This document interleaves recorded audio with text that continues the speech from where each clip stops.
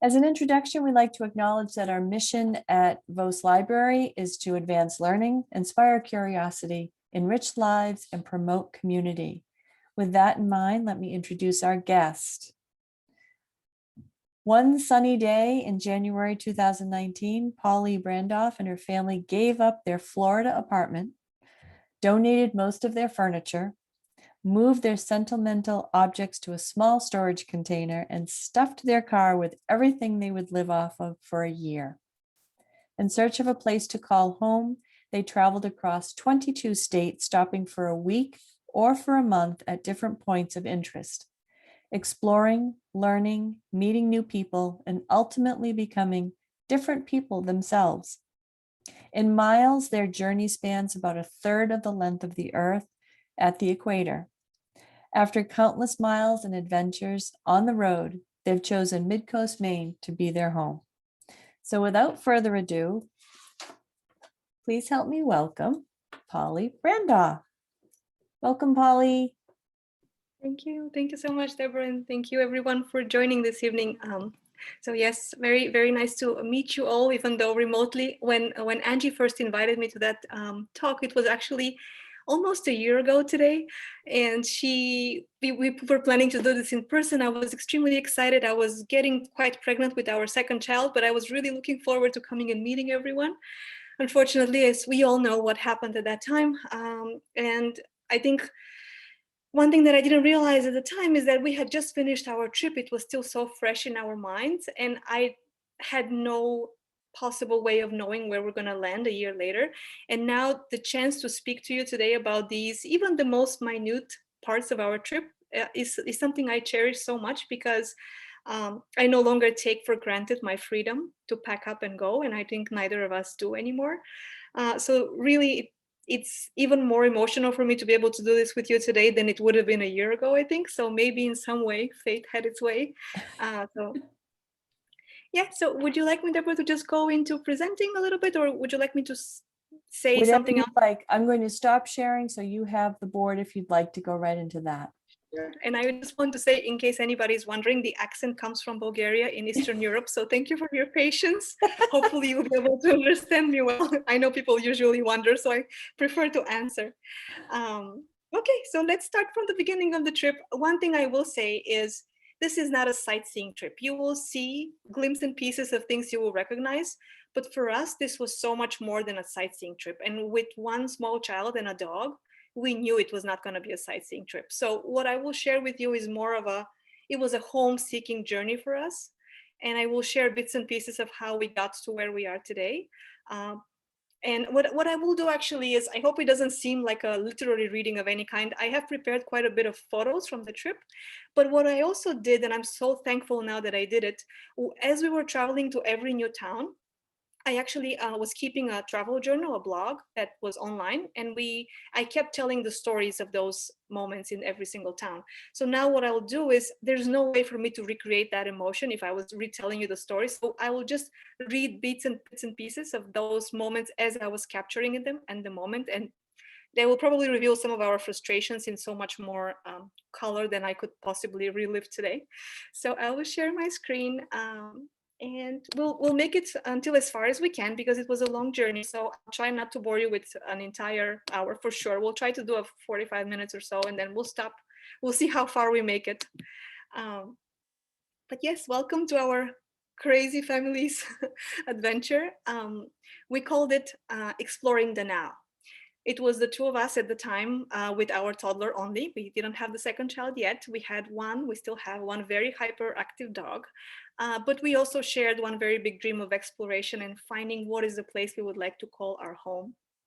And that's what prompted us to take that journey. The picture was taken on the day right before we got into the car and left. So we had just packed the U-Haul with whatever we were finally giving away with the mattresses, and we were ready to start that journey. I think we were all a little bit nervous, as you could probably tell, and tired.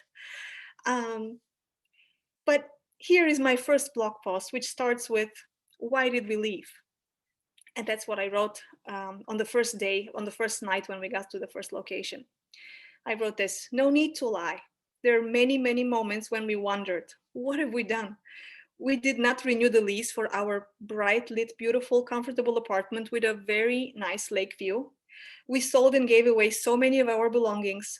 We stuffed the little that was left in a small storage, and we packed our whole car with everything we hoped would be enough to live off for a year. We left behind family. My in-laws live in Florida. And we also left some of my closest friends living close by. And we said goodbye to a group of friends, our wonderful neighbors there, that we knew were always very joyous to see us. They brought so much warmth to our lives. These were all people who brought happiness, and to whom our little girl ran with joy, always giggling. As I burst into tears, opening the goodbye bag of delicious treats, thoughtful gifts, and a sweet letter from a dear neighbor, I wondered out loud, why did we do this? We were now going to be stuck in a car for a series of long, long rides with a very anxious dog. A toddler who screamed off the top of her lungs tantrums in the car seat were now complete with pulling hair and throwing toys. We were now going to pack and unpack this car for 1,000 times over the course of the year. We were going to sleep in and do our online jobs. I forgot to say we were both working as well remotely at the time. We still are. And we were going to live in different Airbnb houses and have no place of our own to return to. So why did we leave? Maybe because of the feeling that sunrises and sunsets will be even more stunning when we see them from a different place every time. Maybe because there are too many good people we would otherwise never meet. Maybe because the sense of novelty and the excitement to go to a place we had never set foot in was slightly intoxicating to both of us. Maybe because we were afraid to settle. Maybe because we wanted to offer our little girl unique, novel experiences that she would remember, not in her memory, she was only 2 at the time, but perhaps with her senses and her emotions. So maybe we left for all of these reasons, or maybe we had yet to find the reasons why we left. And with this array of emotions, we landed at our first stop. Actually, before this, let me quickly give you a visual of what our trip looked like. These are some of the main points. We made some in between. So you can see we started down in Florida, in South Florida, and we went all the way through all these states that I will take you on a journey. We actually even ventured all the way up into Canada for a very short time, our stop number 14, and then went back through the Midwest and then across the country, heading back northeast towards Maine.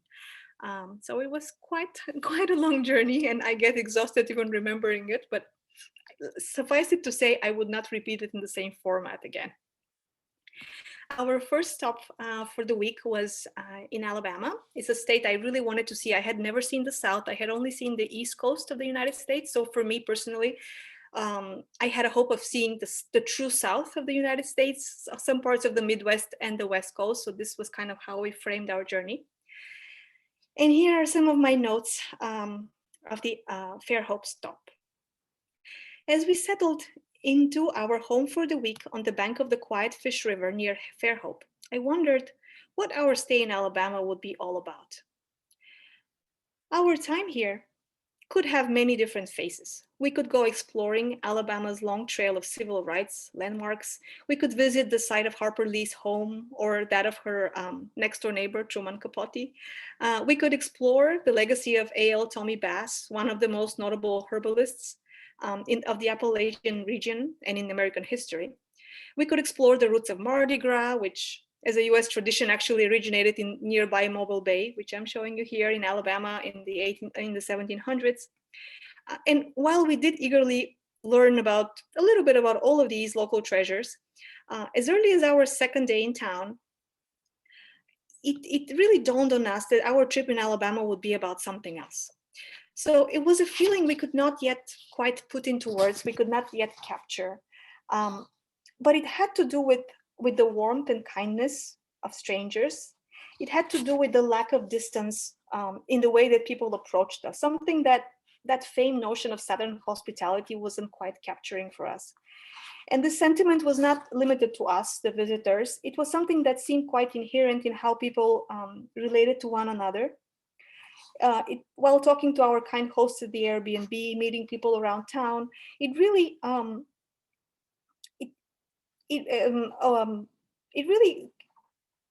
we really started converging on a word that's used, I think, a little too frequently, and somehow its deeper and purposeful meaning sometimes tends to get lost, but really the word community. And it was more than just the community of Fairhope, it was more the community of the South.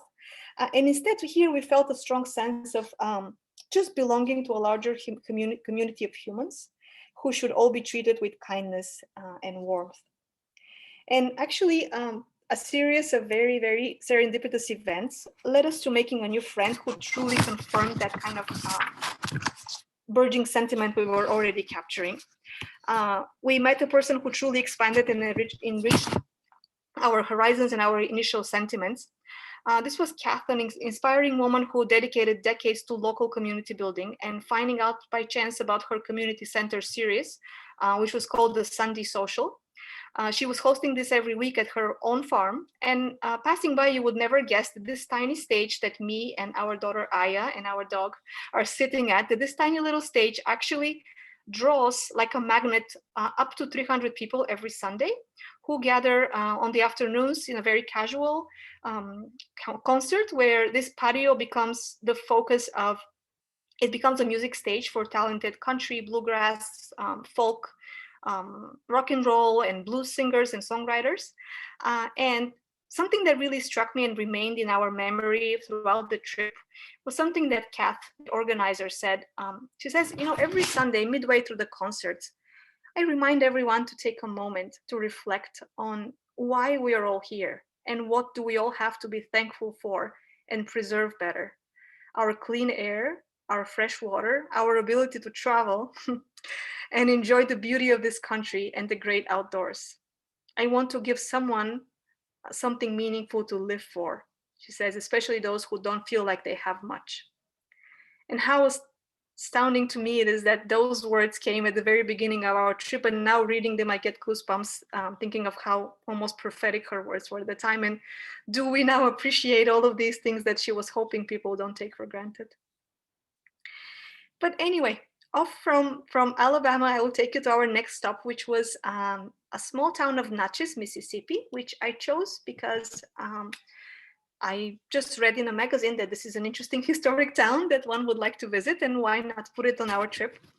And I started giving our blog posts kind of like a theme at that time, which had to do with the emotions that we were experiencing in every one of those towns.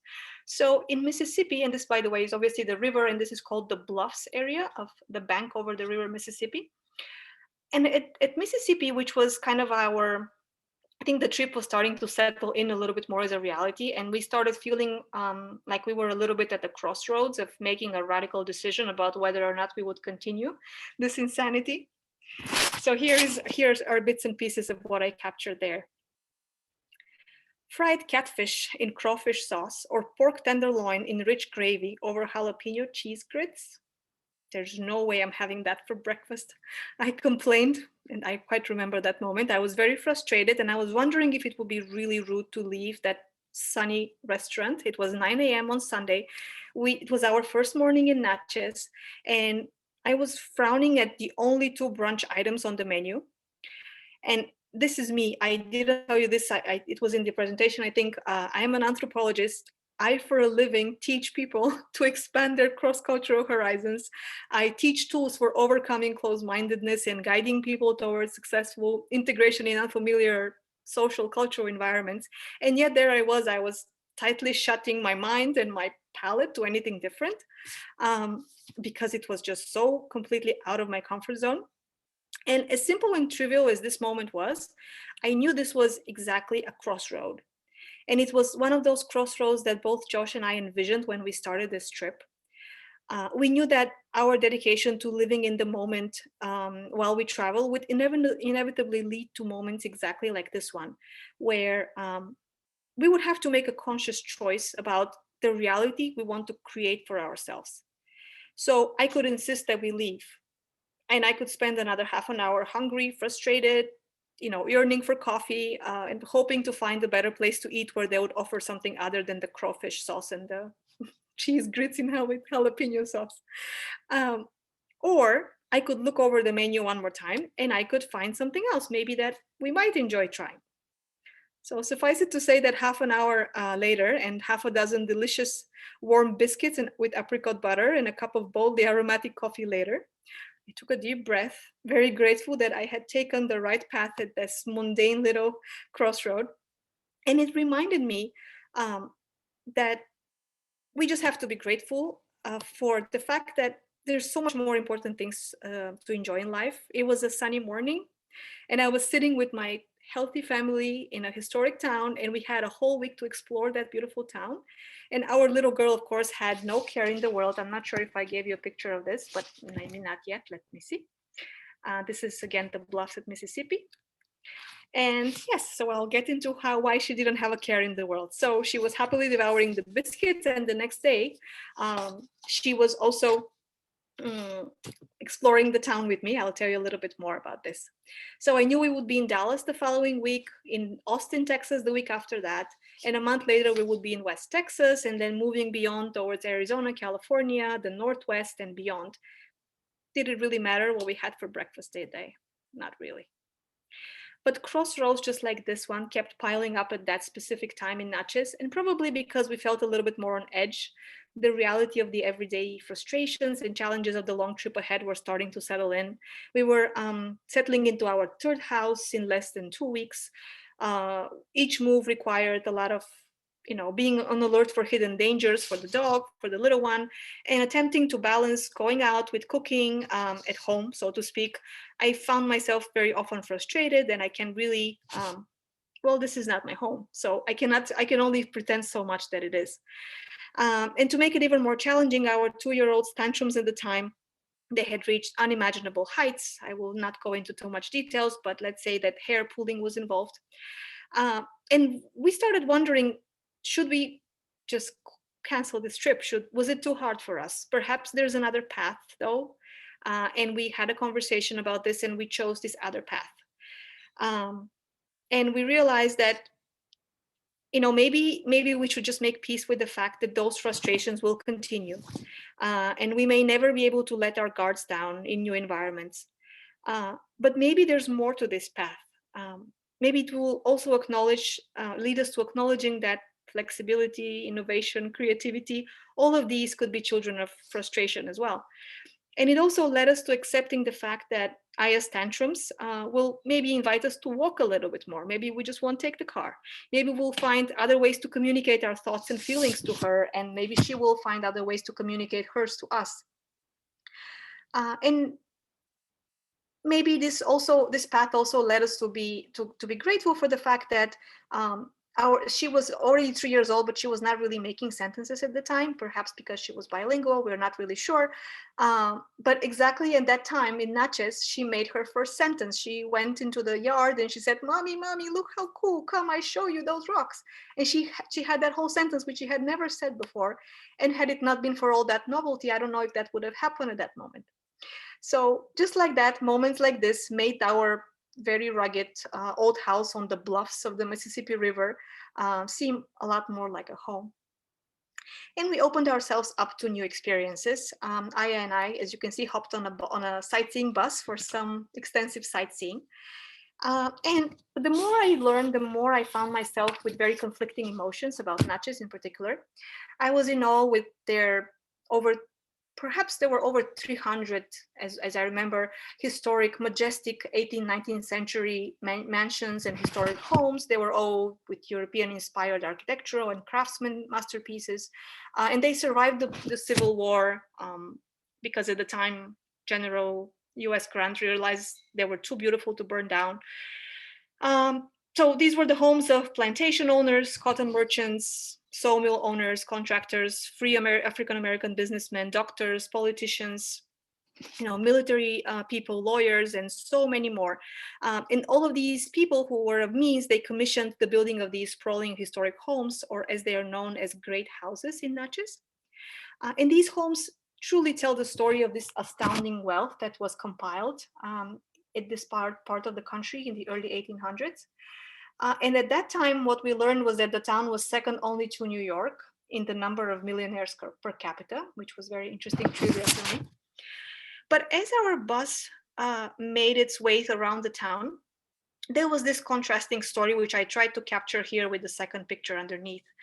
This contrasting story started to unfold because we were traveling through a town that bears the name of the native people who inhabited this land for close to 1,000 years prior to the early French occupation of the area. Yet the only remains we ever saw of their legacy were contained in a over 100-acre ground with ceremonial mounds and a recreated house of a sort. But that ground, for comparison, was less than the size of several individual estates from the 18th and 19th centuries. And similarly, as the bus was winding its way down the road, the stark contrast between the exquisite mansions that I have here, and then which of course are now mostly owned by historical preservation clubs. So those historic mansions on the one hand, and then the present poor day neighborhoods that coexist, it just became a very disturbing emotion for me. So entire street blocks would stretch completely empty, dark. Curtains were attempting to conceal the scattered furnishing of seemingly abandoned businesses. For sale signs were everywhere. And just the wear and tear suggested that those for sale signs have even been hanging there for a while. And one of the most difficult parts for me was this site. This was one of our last stops on the route of the bus, and it's called the Forks of the Road, or just Forks of the Road. And this is the site of one of the biggest slave markets in the US history, which we learned prospered through an internal slave trade even after direct export from Africa was banned in the country. It was recognized, it is now recognized and a very important historic landmark in Natchez. And yet, it's not really a part of any of the historical books I browsed from the area. It seems like it's kind of like a chilling but almost obscure, almost invisible remnant of the history of its time.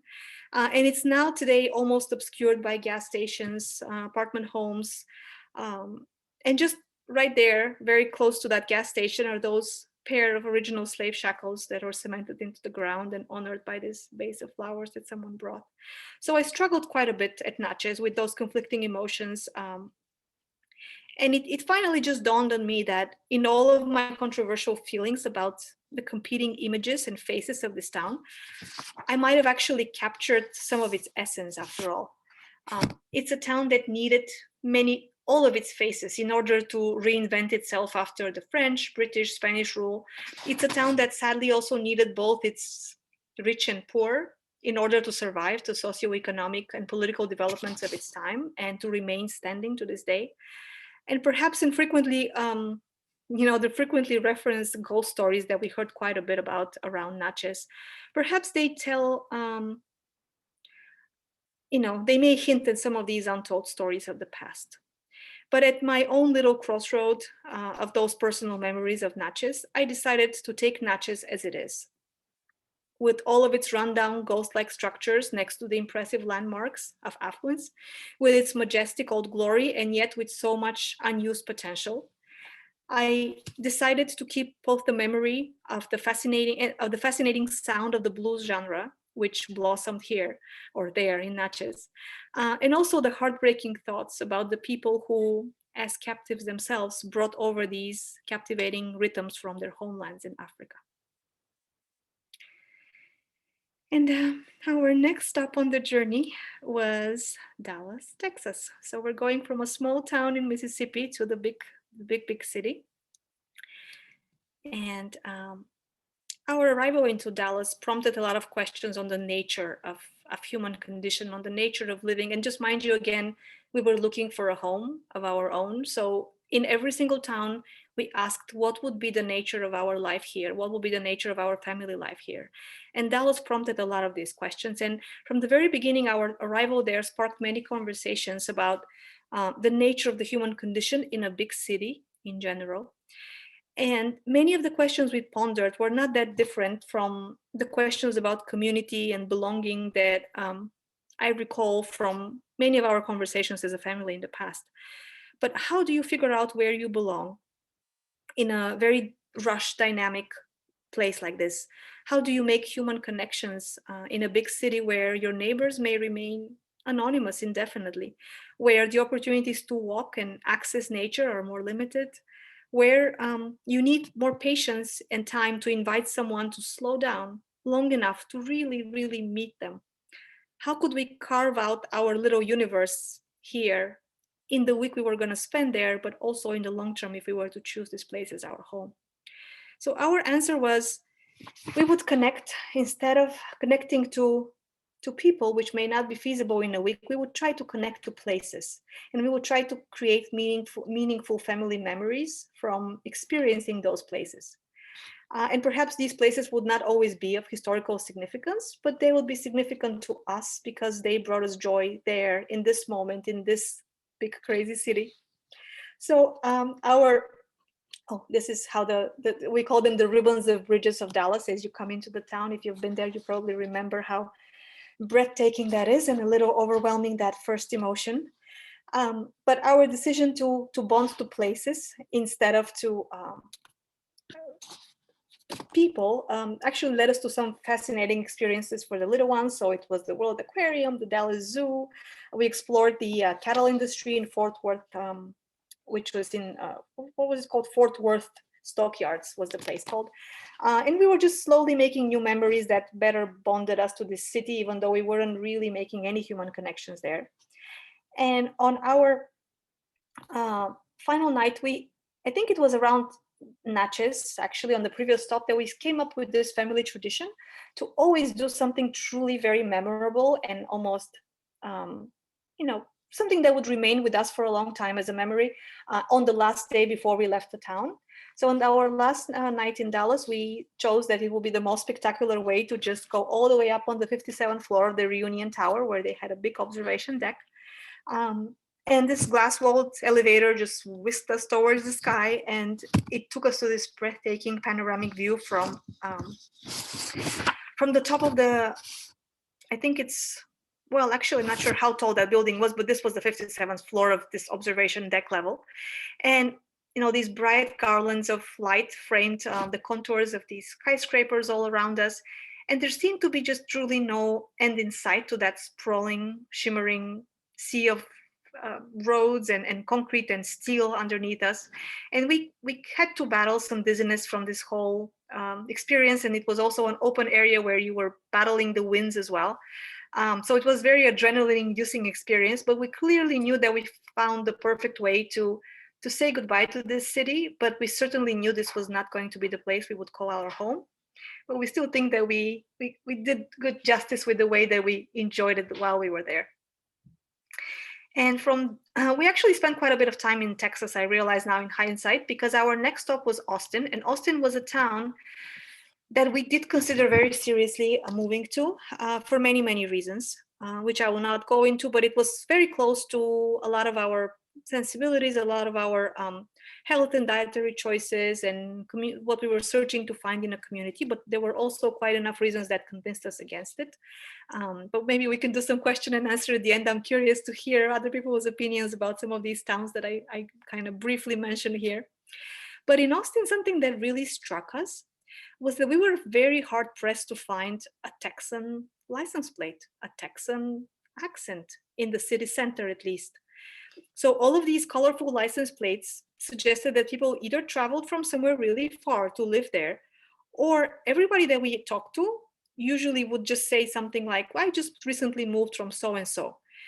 And we did find in abundance lots of stores that cater to every single flavor of healthy, ecologically responsible lifestyle that, young adults in particular tend to have supported over the past few decades, but of course, not only young adults. We could find every variation of ketogenic, vegan, vegetarian, gluten-free, grass-fed, all those labels that we sometimes tend to gravitate towards ourselves. And so living your desired healthy lifestyle, if you frame them with those kind of perceptions, it would be really easy. That's what we found out in Austin. So in that sense, if you're following these kind of perspectives about about life, you would certainly not be swimming against the current like you would be in some other parts of the country in our experience. There would be the colorful, countless cafes and eateries and food trucks and barbecue joints. And of course, a lot of these were not things we could enjoy with a 2-year-old in tow. So we just wishfully explored them, almost window shopping. But what we truly were able to do in Austin was that we were able to create another whole set of beautiful family memories in and around Austin, and we met friends and we explored. And I will share some parts of this. We spent a whole month in Austin, just for the reason that I mentioned. We really wanted to get the pulse of the city as much as possible to make an informed decision. And even as we were leaving it, we were not quite convinced whether or not that was going to be our new home. We still left it as an open possibility. And one of the reasons why we decided against it, and I won't go into detail, but was that we felt like Austin was very unique and truly magical place in many respects, but we felt like it was surrounded by an area which was very conflicting in how it perceived, reality in general and how people interacted with one another. So we were not sure that living in a small, almost like an enclave in a larger area that we didn't feel as connected to would be the best path for us. And that's one of the reasons why we decided against it. But anyway, that is not to say that we actually still love Austin. It's one of the most enjoyable towns that I have visited in my experience so far. Let me see where I'm losing my breath here. Let's see where our journey is taking us next. And I also want to be mindful of the time. It seems like we have a little bit more. So I will take you from here further west in Texas. So we just continued on towards the desert of West Texas. These are some more memories before that, before we left Austin. We had some friends that we met there as well. And we were able to do a little bit of sightseeing, enjoying some of the wonderful barbecue food trucks, not too many of them though. And from here on, we continued to a very different landscape of West Texas. We were staying in the town of Alpine, and we also visited Marfa, which is relatively nearby. And the way I framed my entire, not my perspective, but it really is a reflection of our shared conversations with me and my husband, was we felt like in West Texas, you always had to expect the unexpected. And I'll tell you why. Here is an excerpt from the blog. Here's the thing that perplexes me so much about West Texas. Nothing here is quite what it seems. You think you have seen something, then you take a second look and you see almost the complete opposite. You drive for hours and hours into the wilderness with no building in sight before you arrive in the town of Alpine, Texas. You see this sleepy town stretched on the two sides of the main road. Then you take one more look and you discover the campus of a state university and at least a dozen quirky, intriguing, lively spots, art galleries, vintage stores, restaurants, breweries, coffee shops, and they truly take you by surprise. You see a store housed in what appears to be a bunch of shipping containers welded together and relegated to the outskirts of town. And that store turns out to be a place that rivals Whole Foods well enough that it might actually be the best stocked health food market we have seen, and that is even in comparison to our time living in New York City for quite a while. So at a first glance, you see nothing but land that is arid and covered with cacti and a few other plants that brave the ever-thirsty soil. You see these unwelcoming steep peaks that slice up the horizon. But then you take a second look and completely different images appear. You see the even lower edges that tame the peaks and the bridge that bridge the highs with the lows. You start noticing the bold splashes of color in blue, yellow, violet, blue bonnet, evening primrose, wine cup, all of these beautiful flowers, which are famous in Texas, roll out as almost kind of like stunning rugs among the sides of the roads. Or you may be driving on a desolate highway with nothing but cows grazing in the sparse vegetation in the distance. And then near a horizon, you think you see a Target store. And then you clearly see the red bullseye and the name, and yet a closer look reveals that this is actually an old railroad structure turned into an art installation. And this was actually not so different from the somewhat more elaborate Prada store installation near the neighboring town of Marfa, Texas. There, an actual Prada shoe store and then actual shoes and bags were displayed behind this completely, of course, non-functional store. which of course you cannot enter. It just exists as an installation of the Prado store in the middle of the desert. And nothing around there seems to be quite what you have seen at a first glance. And from here on, our journey through the desert continued in different way. We continued from here towards Arizona, no, towards New Mexico, Arizona, this part of the country where eventually we were looking to connect to a part of Route 66, which I'll speak a little bit about in a second. But before that, of course, we had to make a stop at the Grand Canyon, which I had not seen before. Our stop for the week was Flagstaff, Arizona, which was tremendously beautiful, breathtaking town. I think I have one more picture of Flagstaff here. And from here, we ventured out into the Grand Canyon to the extent that we could with, again, a 2-year-old.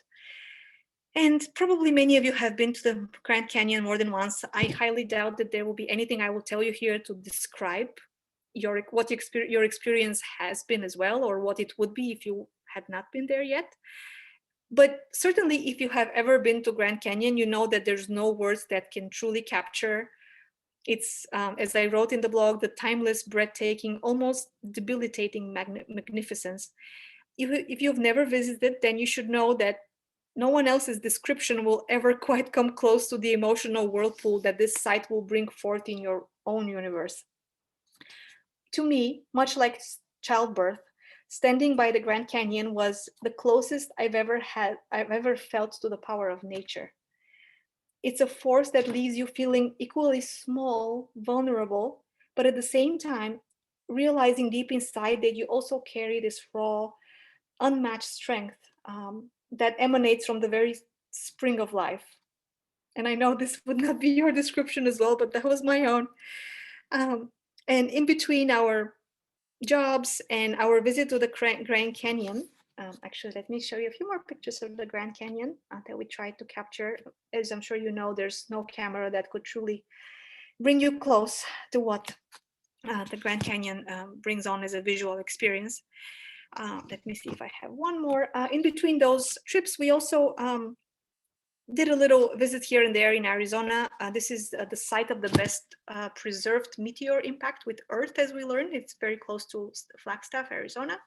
And I believe there's one more picture here. Yes, of the. We also went to the Petrified Forest, where the little one tried to run away from us and almost fell off from some cliffs. So that was not the best experience of my life. But anyway, I'll remember just the quartz.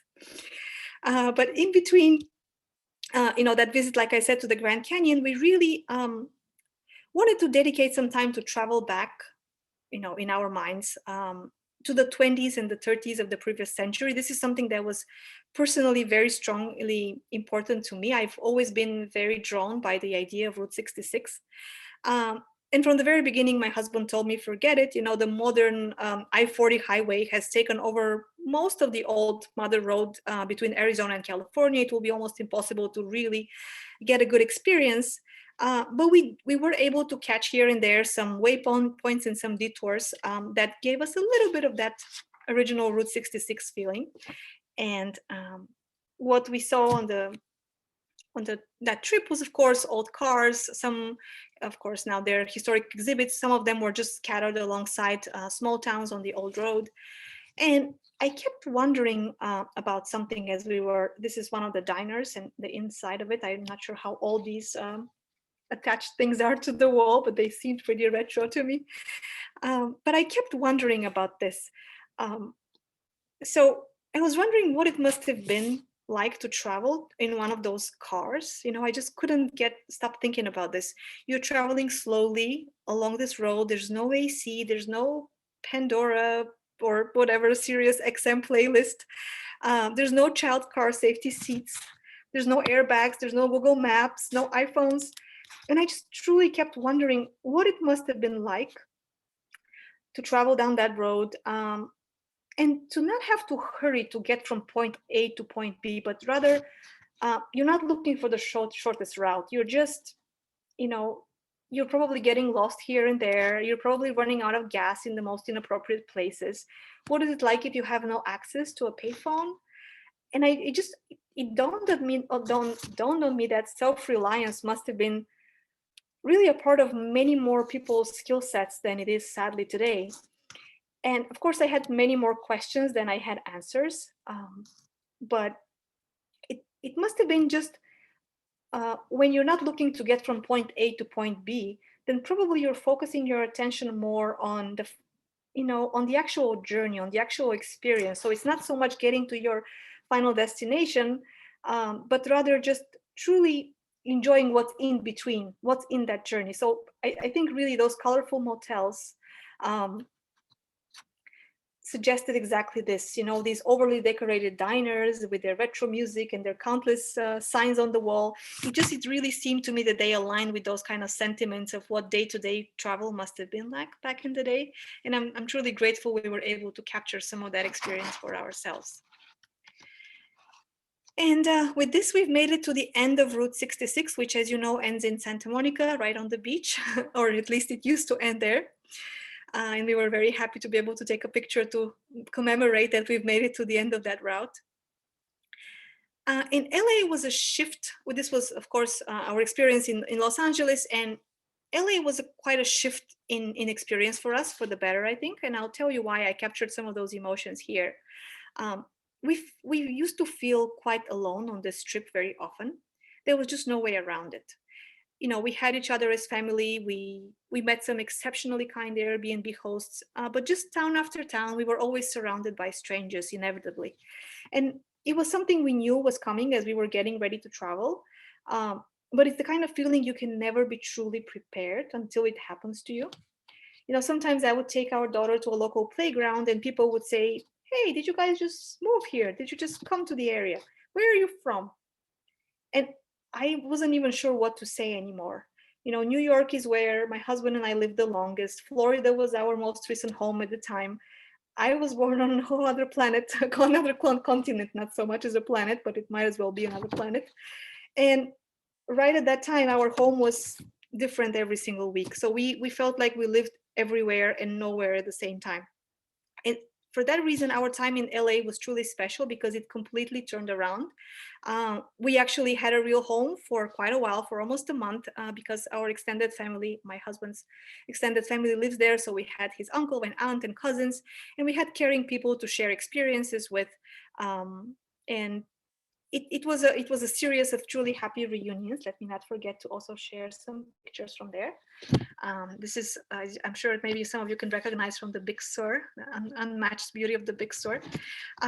One of the most emotional moments for me, let me see if this is the next picture. Well, almost there. This is little Aya finally having a relative after several months on the road. She was more than excited to spin with her great uncle in Santa Barbara. And this was actually one of the most emotional reunions for me on this trip.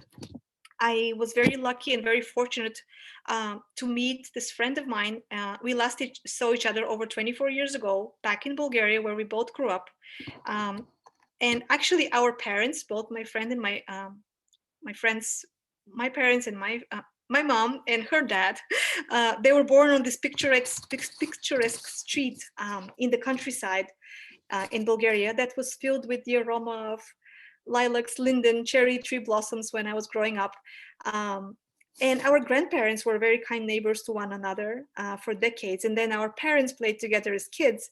And this friend and I, we grew up on that same street playing those same mischievous games. And in this timeless, very vibrant reality back then for us, those days were so simple, but our happiness was so complete. And I very rarely get to share these kind of memories with someone who hadn't experienced in the same way I had. It was a time when, I grew up in the 80s in Bulgaria, very simple under communism.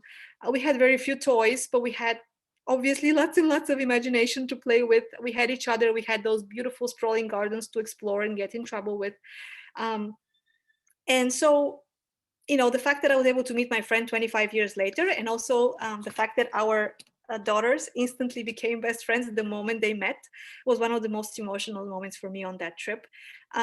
But it really dawned on me that in search for a home for us, there's another answer we're really truly looking to answer for ourselves, or another question we're looking to answer, which is, how do we provide some of that free imaginative childhood to our old children today in this very different reality? And to give you a hint, that's part of the reason why we're in Maine, because that's one of the few places where I hope we can provide some glimpses and pieces of that kind of childhood to our children. But we are very short on time. I will just briefly show you some pictures and I'll leave it to some questions and answers because I don't want to take more of your time. But from here, we explored a little bit more of LA, Beverly Hills. We had to do some sightseeing as well. The Venice canals are here.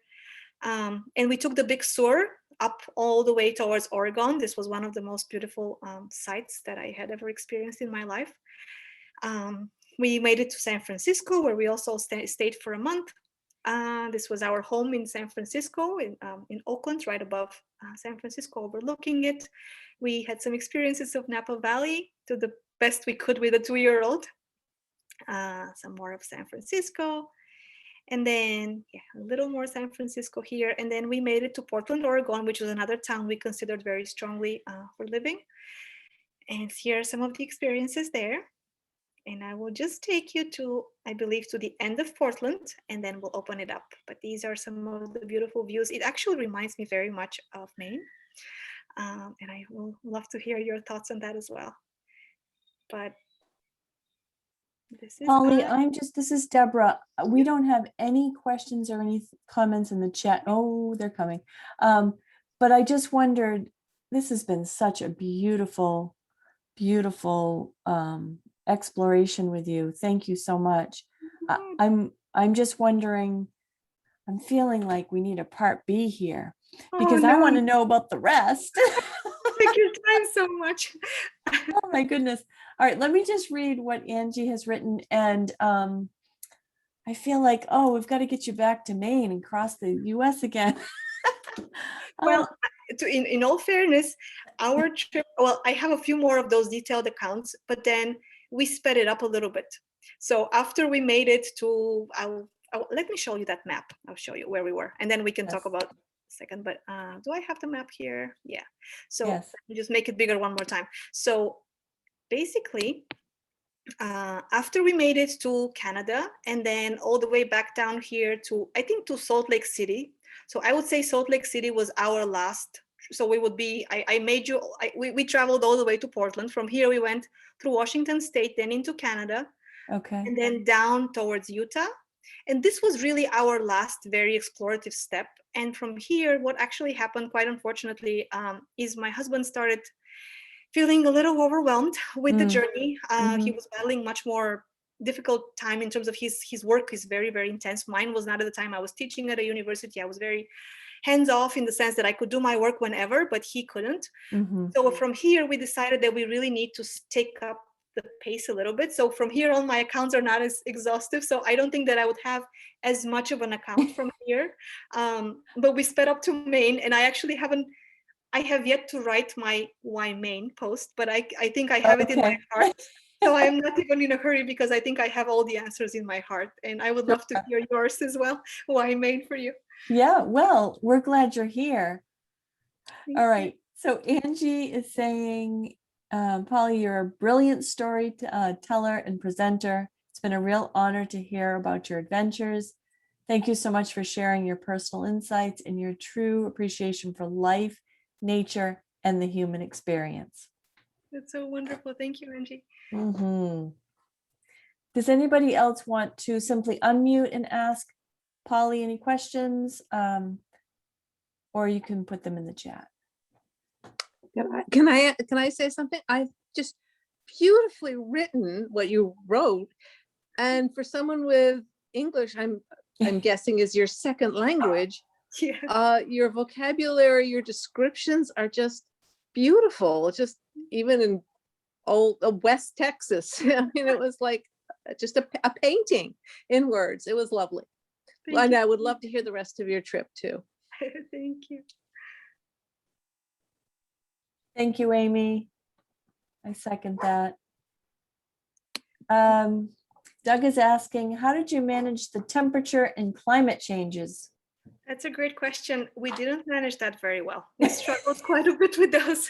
On top of that, we had to also manage time zone changes because as we were going west, we had to get up earlier and earlier for work. And I think that's what contributed to my husband's eventually just inability to continue at the pace at which we were going.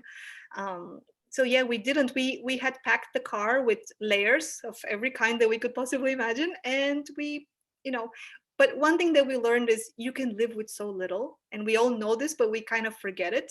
But truly, again, now we're in a house and we are so cluttered. And I just think back, there was a time, not that far back in time, when all our belongings were in this car. What happened?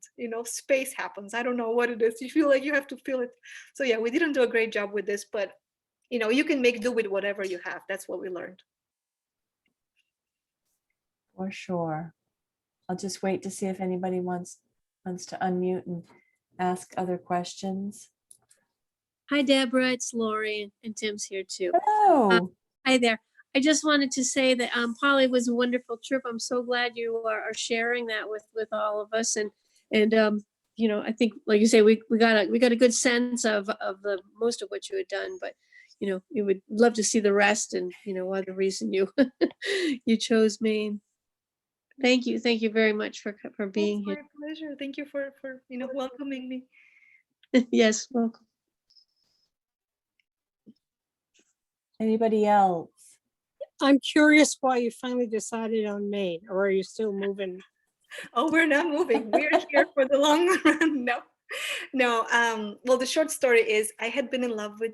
It was a love at first sight for me. I had the very first part of the U.S. I ever saw in my life was Boothbay Harbor, Maine.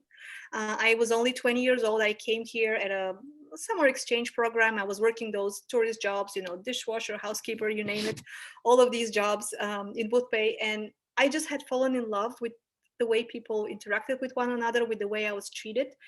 And at the time, I thought this was just a US thing, but everyone would tell me, that is not something you will find elsewhere. And I was wondering, what do they mean? And then I moved to New York, and then I was like, I see now what they were talking about. And then we moved to different locations, and we had been in search of a home, but my love for Maine never faded. And I always in my heart knew that this is where I would love to raise my children. But it was not something that I wanted to impose on my husband. I wanted him to, he was born and raised in Long Island. He lived most of his life in between Long Island and the city. And I just didn't feel like it would be fair for me to make that decision for him. So we did that explorative trip to establish, is there something else that captures our hearts more than Maine does? And you know the answer to that. Nothing does. Okay, thank you. You sure?